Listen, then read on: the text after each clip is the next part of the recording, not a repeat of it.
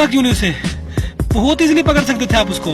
तुम्हारी खातिर मैं क्यों जान रिस्क में डालता, खुद पकड़ो जाकर। ऐसा क्या लेके भागे जो जान तुम अपनी रिस्क में डाल के उसके पीछे भाग रहे हो? कुछ नहीं, पर्स था सिर्फ। अच्छा कोई बात नहीं, परेशान ना हो, जाके पुलिस में रिपोर्ट दर्ज कराओ, इंशाल्लाह शाम तक मिल जाएगा। पुलिस स्टेशन कहाँ है यहाँ पे? यहाँ से 50 रुपया टैक्सी वाले को दो, बिल्कुल साथ ही पुलिस स्टेशन है, वो तुम्हें छोड़ देगा वहाँ। ये 50 रुपया पकड़ो और पुलिस स्टेशन में जाकर रिपोर्ट दर्ज करवा देना। क्या मतलब है तुम्हारा? वो तुम्हारा पर्स था।